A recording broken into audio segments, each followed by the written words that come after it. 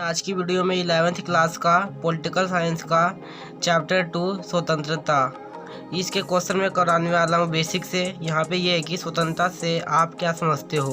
तो यहाँ पे कि स्वतंत्रता से हमारा अभिप्राय है प्रतिबंध तथा सीमाओं के अभाव के रूप से व्यक्ति अपना विकास पूर्ण रूप से कर सकता है।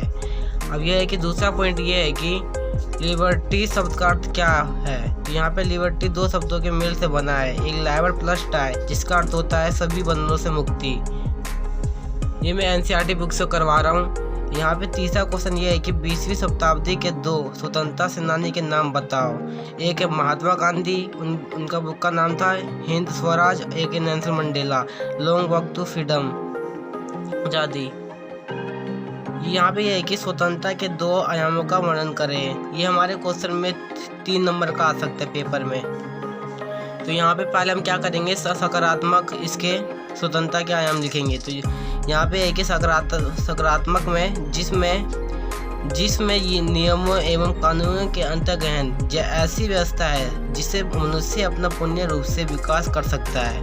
और यहाँ पे दूसरा पॉइंट देखेंगे। दूसरा पॉइंट है जिसमें अनेक लोगों की स्वतंत्रता को प्रभावित करता है तथा उनके स्वतंत्रता पर अंकुश लगाया जाता है। अब नकारात्मक देखेंगे 2 पॉइंट इसके। नकारात्मक है कि नकारात्मक में व्यक्ति के ऊपर बंधनों का अभाव होता है और नकारात्मक में व्यक्ति अपने खुले रूप से पूर्ण रूप से विकास करता है, जैसा कि आप जानते हो। अब है कि अब अगला क्वेश्चन है कि स्वतंत्रता पर प्रतिबंध क्यों लगाना अनिवार्य है, इसके पीछे क्या कारण है। जैसे इसका आंसर समझते हैं हम कि स्वतंत्रता पर प्रतिबंध लगाना अनिवार्य है। बिल्कुल, अगर व्यक्ति की स्वतंत्रता पर प्रतिबंध ना लगाया जाए तो व्यक्ति निर्कुश बन जाएगा और अपने विकास के लिए दूसरों के अधिकारों का हनन करने लगेगा। हाँ बिल्कुल। और यहाँ पे अगला क्वेश्चन है 1 नंबर के क्वेश्चन में आ सकता है, ये एमसीक्यू क्वेश्चन में। यहाँ पे कि आन सांग सुन ने स्वतंत्रता के लिए किन देश में संघर्ष किया। तो यहाँ पे है कि म्यांमार। ये पेपर में आ सकता है 1 नंबर के क्वेश्चन में। और यहाँ पे है कि अगला क्वेश्चन है, ये 3 नंबर या 4 नंबर का आ सकता है, स्वतंत्रता के 4 लक्षणों का वर्णन करें। तो ये जैसे कि पहला पॉइंट लिखेंगे, स्वतंत्रता व्यक्ति को सामान्य रूप से मिलती है।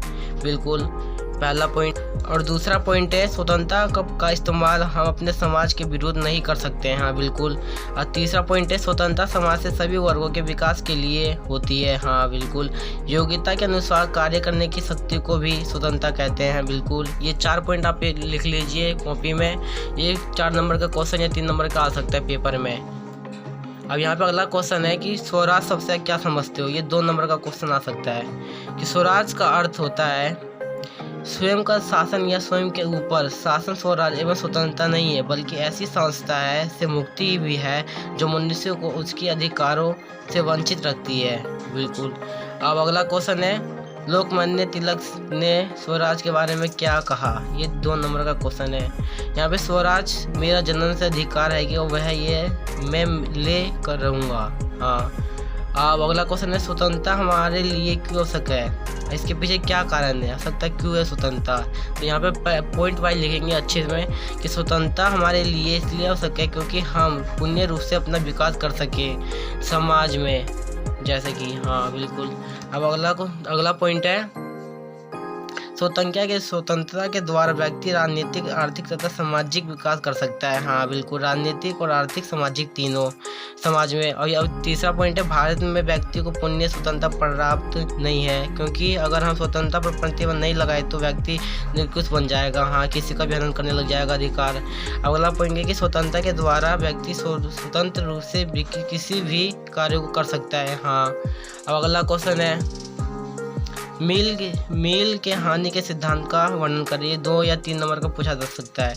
सिद्धांत यह है कि किसी के कार्य करने के स्वतंत्रता में व्यक्तिगत या सामूहिक रूप से हस्तक्षेप करने का इकलौता लक्ष्य आत्मरक्षा है। अंततः हानि पहुंच जाने वाले कार्य पर प्रतिबंध लगाया जाए ताकि समाज में सभी पुण्य वर्धन से मुक्त होकर अपना विकास कर सके। हाँ। और लिखना चाहो तो लिख लीजिए। और यहाँ पे है कि अगला क्वेश्चन है व्यक्ति की स्वतंत्रता का वर्णन करें। ये भी 2 नंबर का क्वेश्चन है। यहाँ पे हम समझते हैं कि व्यक्ति व स्वतंत्रता के माध्यम से हमारा अभिप्राय है कि व्यक्ति को अपने विचार व अभाव प्रकट करने का पूर्ण अधिकार है। अपने विचारों को कहीं भी प्रकट कर सकता है।